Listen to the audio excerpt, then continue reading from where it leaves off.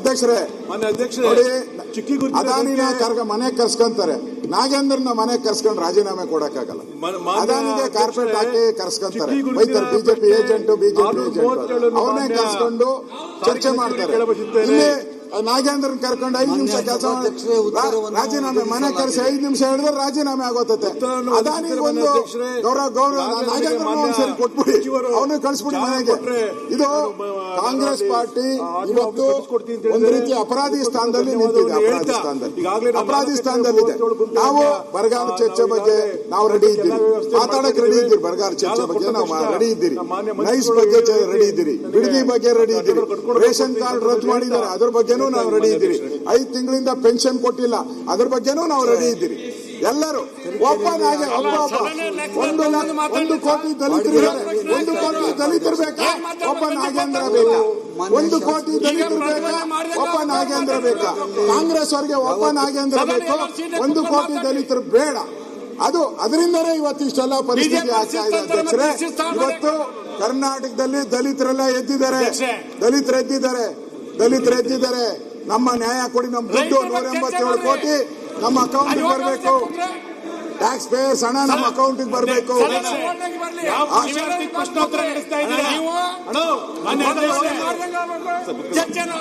ಅಧ್ಯಕ್ಷರೇ, ಯಾವ ಪುರುಷಾರ್ಥಿಗೆ ಪ್ರಶ್ನೋತ್ತರ ನಡೆಸ್ತಾ ಇದ್ದೀರಾ ನೀವು?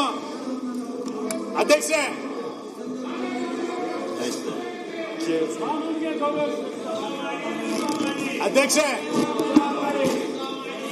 ಅಧ್ಯಕ್ಷ ಸನ್ಮಾನ್ಯ ಅಧ್ಯಕ್ಷ ಅವಕಾಶ ಕೊಡಬೇಕು.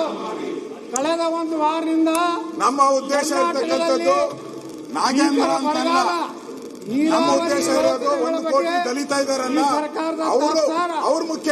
ನಾಗೇಂದ್ರ ದಲಿತರನ್ನ ಅನ್ಯಾಯ ಮಾಡ್ತಾ ಇದ್ದಾರೆ, ಭ್ರಷ್ಟಾಚಾರ ಮಾಡ್ತಾ ಇದ್ದಾರೆ, ಭೀಮಣ್ಣ ನಾಯಕ್ ಘೋಷಣೆ ಮಾಡ್ತಾ ಇದ್ದಾರೆ. 187 ಕೋಟಿ ಇವರೆಲ್ಲ ಕಾಂಗ್ರೆಸ್ ಅವರೆಲ್ಲ ಹಂಚ್ಕೊಂಡ್ಬಿಟ್ಟಿದ್ದಾರೆ. ಎಲೆಕ್ಷನ್ ಅಲ್ಲಿ, ಲೋಕಸಭಾ ಎಲೆಕ್ಷನ್ಗೆ ಅಷ್ಟು ದುಡ್ಡು ಬಸವರಾಜ್ 187 ಕೋಟಿನ 600 ಅಕೌಂಟ್ಗೆ ಕನ್ವರ್ಟ್ ಮಾಡಿ ಅದನ್ನ ಸ್ವಾಮಿಗೌಡ ಎಲ್ಲೋ ಒಂದು ಕಡೆ ನಾಗೇಂದ್ರ ಹೆಸರಿನಿಂದ ಹೋರಾಟ ನಡೀತಾ ಇದೆ. ಇದು ನನ್ನ ಗಂಭೀರ ಆರೋಪ. ನಂಜೇಗೌಡ, ನೀರಾವರಿ ಉತ್ತರ ಕರ್ನಾಟಕದಲ್ಲಿ ಕೃಷ್ಣಾ ನೀರಾವರಿ ಬಗ್ಗೆ ಚರ್ಚೆ ಆಗಬೇಕು, ಬರಗಾಲ ಬಗ್ಗೆ ಚರ್ಚೆ ಆಗಬೇಕು. ಕೆಪಿಎಸ್ಸಿಯಲ್ಲಿ ಭಾರಿ ಭ್ರಷ್ಟಾಚಾರ ನಡೀತಾ ಇದೆ. ಅದೇ ರೀತಿ ಇನ್ನಿತರ ಭೂಸ್ವಾಧೀನ ಚರ್ಚೆ ಮಾಡಬಾರದು ಅನ್ನುವಂತಹ ಉದ್ದೇಶದಿಂದ ಕೆಲವೊಂದು ಬಿಜೆಪಿ ನಾಯಕರು, ಮುಖ್ಯಮಂತ್ರಿಗಳು ಒಂದಾಗಿ ಈ ರೀತಿ ನಾಗೇಂದ್ರನ್ನ ಸದನವನ್ನು ನಡೆಸಲಿಕ್ಕೆ ಬಿಡ್ತಾ ಇಲ್ಲ. ಅದಕ್ಕೆ ಅಧ್ಯಕ್ಷರು ಅವಕಾಶ ಕೊಡಬೇಕು. ಸರ್ಕಾರಗಳು ಯಾರು ಧರಣಿ ಬರಲಿ, ಯಾರು ಸದನದಲ್ಲಿ ಮಾತಾಡಬೇಕಾದ್ರೆ ಅವಕಾಶ ಕೊಡಬೇಕಂತ ಹೇಳಿ ಅವರು ಸಕ್ರಮ ಮಾಡಿಕೊಳ್ಳೋದ್ರಲ್ಲಿ ನಾವು ಸರ್ಕಾರ ಕೂಡ ಗಮನ ಹರಿಸಲಿಲ್ಲ. ಉಪಮುಖ್ಯಮಂತ್ರಿಗಳು ಉತ್ತರ ಕೊಟ್ಟಿದ್ದಾರೆ. ನಾನು ಅವರ ರಿಕ್ವೆಸ್ಟ್ ಮಾಡ್ಕೊಳ್ತೇನೆ, ಹಿಂದೆ ಕಾಂಗ್ರೆಸ್ ಸರ್ಕಾರ ಉಳುವನ ಭೂಮಿ ಅಂತೇಳಿ ಒಂದು ಸಹಕಾರ ಕೊಟ್ಟಿತ್ತು. ಅದೇ ರೀತಿ ನಮ್ಮ ಉಪಮುಖ್ಯಮಂತ್ರಿಗಳು ಏನು ಹಿಂದಿನ ಸರ್ಕಾರಗಳು ಅವಕಾಶ ಮಾಡಿಕೊಟ್ಟಿತ್ತು 53, 57, ಇವತ್ತು ಸುಮಾರು ಜನ ರೈತರು ಆ ಜಮೀನನ್ನ ಉಳುಮೆ ಮಾಡಿಕೊಂಡು ಅವರು ಸಂಸಾರವನ್ನು ಮಾಡ್ತಾ ಇದ್ದಾರೆ. ಅವ್ರಿಗೆ ಅವಕಾಶ ಮಾಡಿಕೊಡ್ಬೇಕಂತಂದ್ರೆ ಇಲ್ಲಿ ಏನಾಗಿದೆ ನಾನು ನೋಡಿದೆ, ಸುಮಾರು ಅಪ್ಲಿಕೇಶನ್ಸ್ ನಮ್ಮ ಕರ್ನಾಟಕ ರಾಜ್ಯದಲ್ಲಿ 14 ಲಕ್ಷ ಅಪ್ಲಿಕೇಶನ್, ಒಟ್ಟು ಅಪ್ಲಿಕೇಶನ್ಸ್ ನೀವು ಹೇಳ್ದಂಗೆ ಧರಣಿಗೆ ಬಂದಿದ್ದೀರಿ ಅಧ್ಯಕ್ಷರೇ.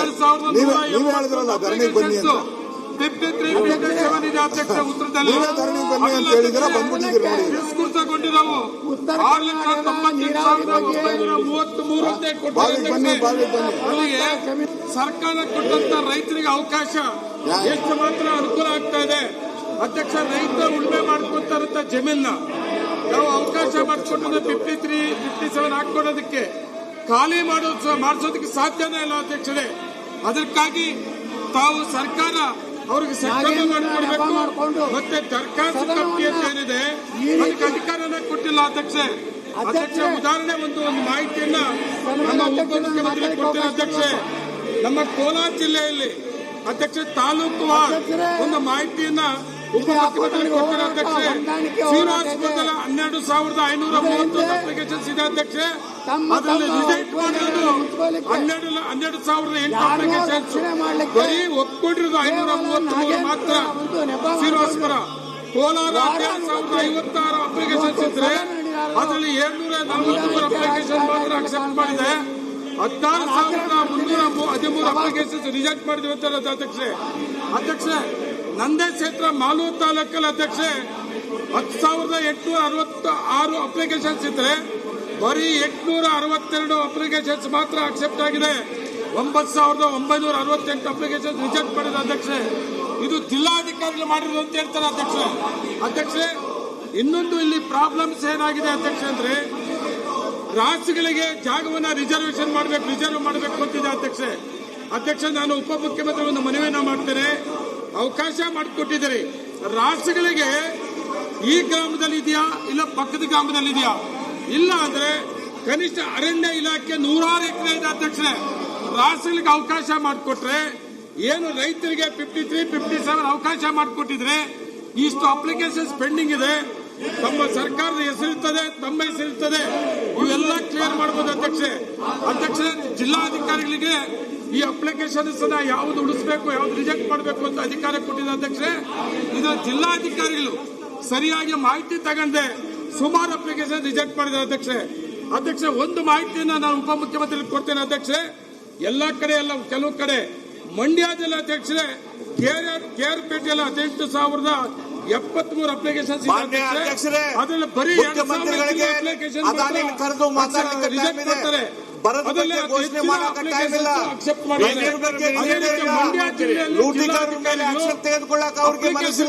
ಕಡಿಮೆ ಮಾಡಿದ್ದಾರೆ. ಕೆಲವು ಜಿಲ್ಲೆಗಳಲ್ಲಿ ಕೋಲಾರ ಜಿಲ್ಲೆಯಲ್ಲಿ ಸುಮಾರು ಅಪ್ಲಿಕೇಶನ್ ರಿಜೆಕ್ಟ್ ಮಾಡೋದ್ರಿಂದ ಕೋಲಾರ ಜಿಲ್ಲೆಯಲ್ಲಿ ತುಂಬಾ ಅನ್ಯಾಯ ಆಗಿದೆ ಅಧ್ಯಕ್ಷೆ. ತಾವು 53, 57 ಏನಿದ್ದಾರೆ ಮುಖ್ಯಮಂತ್ರಿ ಮಾಡಿಕೊಡ್ಬೇಕು. ಇನ್ನೊಂದು ಮಾಹಿತಿ ಕೋಲಾರ ಜಿಲ್ಲೆಯಲ್ಲಿ 63,153 ಅಪ್ಲಿಕೇಶನ್ಸ್ ಇದೆ ಅಧ್ಯಕ್ಷೆ.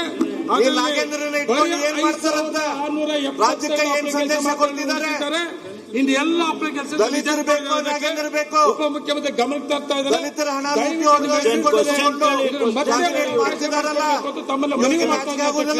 ಮಾನ್ಯ ಅಧ್ಯಕ್ಷರೇ, ಸುದೀರ್ಘವಾದ ಉತ್ತರವನ್ನ ಕೊಟ್ಟಿದ್ದೇನೆ.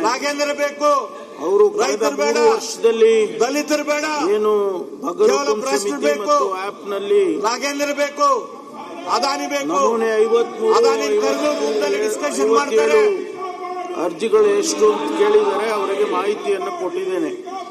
14,37,181 ಡಿಜಿಟಲೀಕರಣ ಮಾಡಿರ್ತಕ್ಕಂಥ ಅರ್ಜಿಗಳು 50, 53, 57ರಲ್ಲಿ.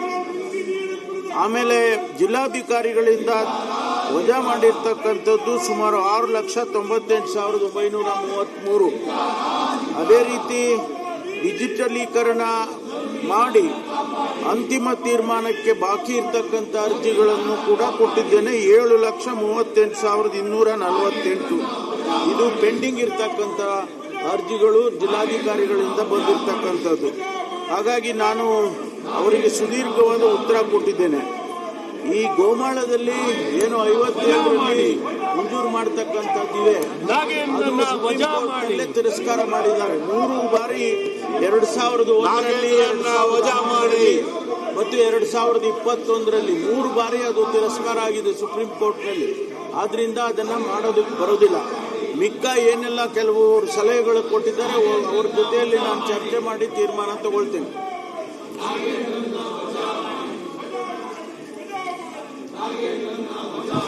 ಈಗ ರವಿಕುಮಾರ್, ಶ್ರೀ ಡಾಕ್ಟರ್ ಚಂದ್ರು ಲಮಾಣಿ, ಮುನಿರಾಜು, ಶಿವಣ್ಣ ಬಿ, ಸನ್ಮಾನ್ಯ ಸಭಾಧ್ಯಕ್ಷರೇ, ಆನೇಕಲ್ ಶಾಸಕರಾದಂತಹ ಸನ್ಮಾನ್ಯ ಶಿವಣ್ಣವರ ಪರವಾಗಿ ಚುಕ್ಕೆ ಗುರುತಿನ ಪ್ರಶ್ನೆ 1625 ಮಾನ್ಯ ಪಂಚಾಯತ್ ರಾಜ್ ಮತ್ತು ಗ್ರಾಮೀಣಾಭಿವೃದ್ಧಿ ಸಚಿವರನ್ನ ಕೇಳ ಬಯಸ್ತೇನೆ.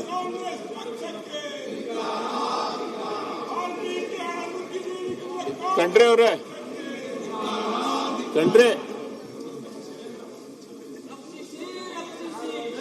ಅಧ್ಯಕ್ಷರೇ, ಉತ್ತರ ಒದಗಿಸಲಾಗಿದೆ. ಸನ್ಮಾನ್ಯ ಸಭಾಧ್ಯಕ್ಷರೇ, ಉತ್ತರನ ಒದಗಿಸಲಾಗಿದೆ. ಇವತ್ತು ಆನೇಕಲ್ ತಾಲೂಕಲ್ಲಿ ಸುಮಾರು 228 ಶುದ್ಧ ಕುಡಿಯುವ ನೀರು ಘಟಕಗಳಿದ್ದು ಅದರ ಪೈಕಿ 219 ಕೆಲಸ ಮಾಡ್ತಾ ಇರ್ತಕ್ಕಂಥದ್ದು ನಿಜವಾಗ್ಲೂ ಇಲಾಖೆಗೆ ನಾನು ಅಭಿನಂದನೆಗಳನ್ನ ಸಲ್ಲಿಸಕ್ಕೆ ಬಯಸ್ತೇನೆ. ಸಭಾಧ್ಯಕ್ಷರೇ, ಸುಮಾರು 9 ಗ್ರಾಮಗಳಲ್ಲಿ ಇವತ್ತು ಕೂಡ ಶುದ್ಧ ಕುಡಿಯುವ ನೀರಿನ ಘಟಕ ಕೆಲಸ ಮಾಡ್ತಾ ಇಲ್ಲ. ಆದಷ್ಟು ತುರ್ತಾಗಿ ಈ ಘಟಕಗಳನ್ನ ದುರಸ್ತಿ ಮಾಡಿ ಸಾರ್ವಜನಿಕರಿಗೆ ಕುಡಿಯುವ ನೀರಿನ ಅನುಕೂಲ ಮಾಡಿಕೊಡ್ಬೇಕು ಅಂತ ಮಾನ್ಯ ಸಚಿವರಲ್ಲಿ ಮನವಿ ಮಾಡ್ತೀನಿ ಸಭಾಧ್ಯಕ್ಷರೇ. ಯಾಕಂದ್ರೆ ಬರಗಾಲ ಅತ್ಯಂತ ಭೀಕರವಾಗಿದ್ದು ನಮ್ಮ ಭಾಗಗಳಲ್ಲಿ ಅಂತರ್ಜಲ ಕುಸಿದೋಗಿದ್ದು ಎಲ್ಲರೂ ಕೂಡ ಇವತ್ತು ಶುದ್ಧ ಕುಡಿಯುವ ನೀರಿನ ಘಟಕಗಳ ಮೇಲೆ ಮನೆಗಳಿಗೆ ಶುದ್ಧ ಕುಡಿಯುವ ನೀರಿಗೋಸ್ಕರ ಭರವಸೆನ ಇಟ್ಕೊಂಡಿದ್ದಾರೆ. ಅದನ್ನ ಆದಷ್ಟು ತುರ್ತಾಗಿ ದುರಸ್ತಿ ಮಾಡಿಕೊಡ್ಬೇಕು ಅಂತ ಹೇಳಿ ಮಾನ್ಯ ಸಚಿವರಲ್ಲಿ ಮನವಿ ಮಾಡ್ತೀನಿ ಸಭಾಧ್ಯಕ್ಷರೇ. ಸನ್ಮಾನ್ಯ ಸಭಾಧ್ಯಕ್ಷರೇ, ಆನೇಕಲ್ ವಿಧಾನಸಭಾ ಕ್ಷೇತ್ರದಲ್ಲಿ ತನಿಖೆ ನಡೀತಾ ಇದೆ. ಸಿಬಿಐ 228 ಶುದ್ಧ ಕುಡಿಯುವ ನೀರಿನ ಘಟಕಗಳ ಪೈಕಿ 219 ಘಟಕಗಳು ಇಡಿ ತನಿಖೆ ನಡೀತಾ ಕಾರ್ಯನಿರ್ವಹಿಸ್ತಾ ಇದ್ದಾವೆ. ಕಾಂಗ್ರೆಸ್ ಪಾರ್ಟಿ ತನಿಖೆ ಮಾಡ್ತಾ ಇಲ್ಲ. ಎಲ್ಲರೂ ತನಿಖೆ ಮಾಡ್ತಾ ಇದ್ದಾರೆ, ಕಾಂಗ್ರೆಸ್ ಪಾರ್ಟಿ ಮಾತ್ರ ತನಿಖೆ ಮಾಡ್ತಾ ಇಲ್ಲ. ದುರಸ್ತಿಯಿಂದ ಅವರೆಲ್ಲದಕ್ಕೂ ಸ್ಥಗಿತಗೊಂಡಿರುತ್ತವೆ. ತನಿಖಾ ಆಯೋಗ ಮಾಡಿದ್ರು, ಈ ದುರಸ್ತಿಯಿಂದ ಸತ್ಯ ಶೋಧನಾ ಸಮಿತಿ ಮಾಡಿದ್ರು, ಬಿಡದಿಗೆ ಏನೊಂದು ಶುದ್ಧ ಒಂದು ಸತ್ಯ ಶೋಧನಾ ಸಮಿತಿ ಮಾಡಿದ್ರು. ಇದಕ್ಕಾಗಿ ನಾಗೇಂದ್ರ ಯಾಕೆ ಸತ್ಯ ಶೋಧನಾ ಸಮಿತಿ ಇಲ್ಲ? ಈಗಾಗಲೇ ಪ್ರತಿ ಘಟಕಗಳಿಗೆ 3,000 ಸತ್ಯ ಇದ್ರೆ ಯಾಕೆ ಮಾಡ್ತಾ ಇಲ್ಲ? ರಿಪೇರಿಗಾಗಿ ದುರಸ್ತಿಗಾಗಿ ಸತ್ಯ ಬೇಕಾಗಿಲ್ಲ ಇವರಿಗೆ. ಕಾಂಗ್ರೆಸ್ ಪಾರ್ಟಿಗೆ ಸತ್ಯ ಬೇಕಾಗಿಲ್ಲ, ನ್ಯಾಯ ಬೇಕಾಗಿಲ್ಲ. ಹೊರತುಪಡಿಸಿ ಒಬ್ಬ ನಾಗೇಂದ್ರಗೋಸ್ಕರ ಇಷ್ಟೊಂದು ಸದನದ ಹಣವನ್ನು ಹಾಳು ಮಾಡ್ತಾ ಇದ್ದಾರೆ. ಒಬ್ಬ ನಾಗೇಂದ್ರಗೋಸ್ಕರ ಅನುದಾನ ಒಬ್ಬ ನಾಗೇಂದ್ರ ನಿಲ್ಸಕ್ಕೋಸ್ಕರ 6 ಘಟಕಗಳಿದ್ದಾವೆ. ಈ 6 ಘಟಕಗಳಿಗೆ ಇವತ್ತು ದುರಸ್ತಿ ಮಾಡಲಿಕ್ಕೆ ಅವಶ್ಯಕತೆ ಇರುವಂತಹ ಅನುದಾನ ಗ್ರಾಮ ಪಂಚಾಯಿತಿ ಅನುದಾನದಿಂದ ಆದ್ರೂ ಮಾಡ್ತೇವೆ. ಒಂದು ವೇಳೆ ಗ್ರಾಮ ಪಂಚಾಯಿತಿಯಲ್ಲಿ ಅನುದಾನ ಲಭ್ಯ ಇಲ್ಲದೇ ಇದ್ದರೆ ಅದನ್ನು ಇಲಾಖೆ ಅನುದಾನದಿಂದ ಪೂರ್ಣ ಎಲ್ಲಾ ಶುದ್ಧ ಕುಡಿಯುವ ಘಟಕಗಳನ್ನು ನಾವು ರಿಪೇರಿ ಮಾಡಿ ದುರಸ್ತಿ ಮಾಡಿ ಅದನ್ನು ಇವತ್ತು ವರ್ಕಿಂಗ್ ಕಂಡೀಷನ್ ಅಲ್ಲಿ ತರ್ತೀವಿ ಅನ್ನುವಂತ ಒಂದು ಮಾತನ್ನು ಗೌರವಾನ್ವಿತ ಸದಸ್ಯರಿಗೆ ನಾನು ಹೇಳಿಕೆ ಬಯಸ್ತಾ ಇದ್ದೇನೆ. ಹಾಗೆ ಇವತ್ತು ಇಡೀ ರಾಜ್ಯದಲ್ಲಿ ಸುಮಾರು 20,340 ಶುದ್ಧ ಕುಡಿಯುವ ನೀರಿನ ಘಟಕ